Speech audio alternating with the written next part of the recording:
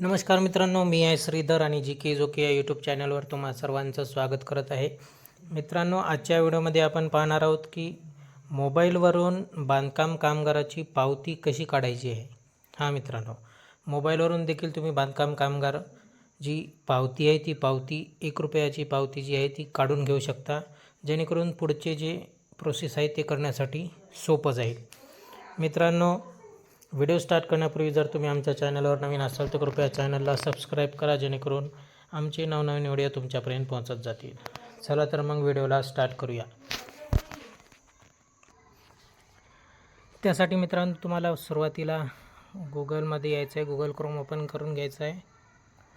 त्यानंतर गुगल आल्याच्यानंतर त्यामध्ये तुम्हाला टाईप करायचं आहे बांधकाम कामगार.